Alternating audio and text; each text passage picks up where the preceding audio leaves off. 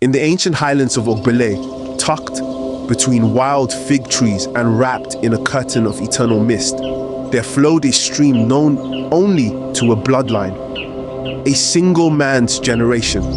They called it Kùsùrù, though no one else ever heard its name whispered. The stream could heal any sickness, from bone-deep leprosy to madness of the mind, from fevers that cook the soul to paralysis that chains the body. But the gift came with rules.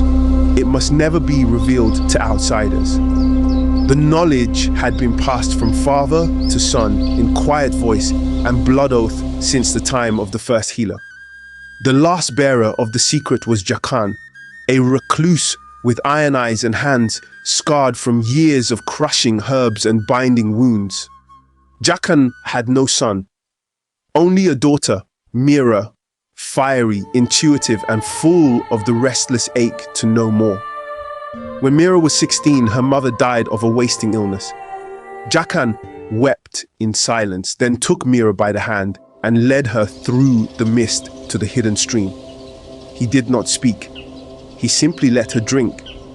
Her mother's body was lowered into the ground, but Mira's soul rose that day, touched by the truth that there was more to the world than pain. Years passed. Mira grew into a young woman with fierce eyes and words sharp as mango sap. She kept her father's secret until he came. His name was Tari, a traveling herbalist with hands too clean and questions too many. He arrived in Ogbele during a moonless storm, seeking rare roots to cure a prince's dying child in the southern kingdom. The villagers laughed at him. Only death lives in this forest. But Mira watched him, and something in her stirred. Tari was not like other men. He spoke of the world beyond hills, of cities where lanterns floated in the air, of herbs Mira had only read about in her father's forbidden scrolls. They studied together, laughed, touched hands over mortars and pestles. Love, unexpected and unwelcome, crept between them like a vine. One night, a child from the village collapsed, her body racked with spasms, her skin turning blue.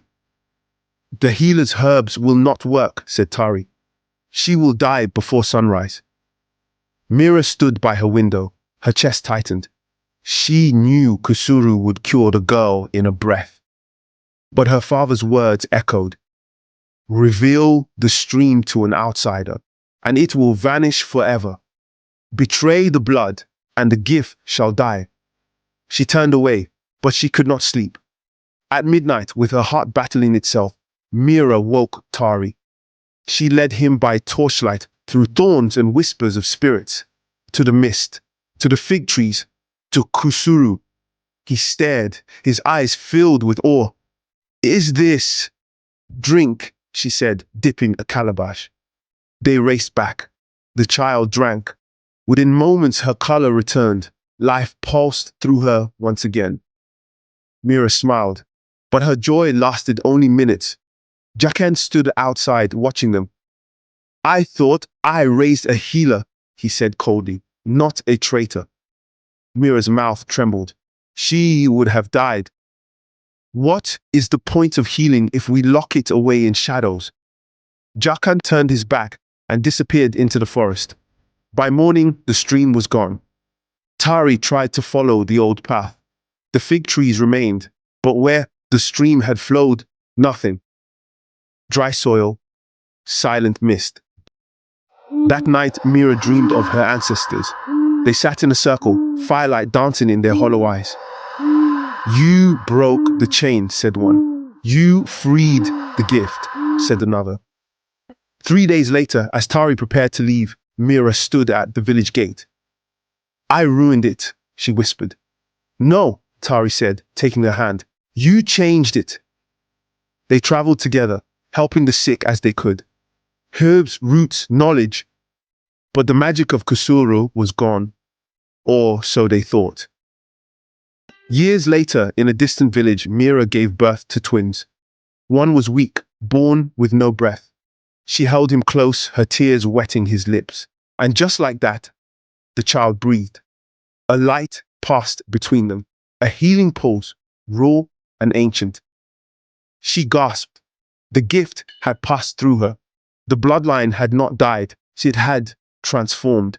But now it no longer belonged to a secret stream. It lived inside her, and it would live in others. Kùsùrù had vanished from the earth, but it had entered the world, and the world would never be the same. The world was changing. Mira and Tari traveled across kingdoms, healing with touch, herbs, and instinct. But it was their son, the twin who had been born without breath, who bore the new gift in full. His name was Anu, quiet, strange-eyed, and often staring into things others could not see. He was different. At 3, he touched a blind man's face, and the man screamed as his eyes filled with light. At 5, he laid hands on a girl burned by oil, and her skin smoothed like clay. At 7, he started speaking in his sleep, words that echoed with voices from a forgotten time. Mira watched him with awe and fear. The gift, once contained in a stream, now flowed in her blood. But it was changing, unpredictable, wild, uncontrolled. One evening, as they camped near the river quarry, a group of soldiers stormed their tent. The Shoba of Birengida had heard of the boy with healing powers and demanded that he be brought to his palace to heal his dying son or die trying. Tari resisted. Mira begged, but Anu simply stood and said, "Take me." He was 8 years old. At the palace, Anu approached the prince, a skeletal child with eyes rolled into his skull, mouth frothing, limbs limp. The room stank of death. Anu touched him, but this time nothing happened. Minutes passed. The Oba's face turned dark. He raised his hand to order the guards. Suddenly, Anu collapsed, screaming in pain. His skin burned hot. His eyes rolled back. And then, he began to glow. A blinding light pulsed from his chest, knocking everyone to the floor. When it faded, the prince sat up, coughing and breathing, alive. But Anu did not wake. They tried to revive him. Mira wept, screamed, cursed the ancestors, cursed herself. She called upon the spirit of the stream, cried into the soil where it once ran.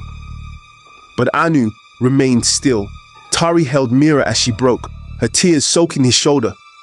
That night, in the silence of the palace, a whisper came to Mira's dream. The gift is not a blessing. It is a balance. To give life, one must hold death. The stream never healed freely. It took what it gave. Anu awoke 3 days later.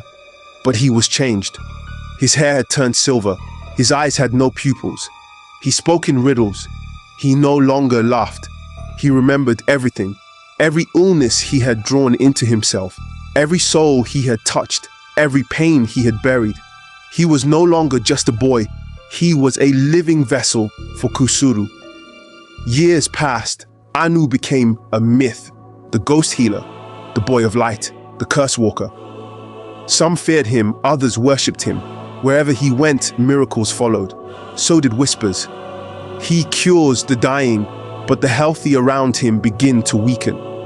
He touched a child and the child danced, but the child's mother never woke again. He healed a whole village and walked out with grey skin and cracked feet, like a man thrice his age. Mira grew old. Tari died. Their second twin, Een, lived in quiet life, afraid of what her family had become. And Anu, he wandered. One day in the ruins of old Ogbele, long abandoned, swallowed by vines and silence, Anu stood where the stream once flowed.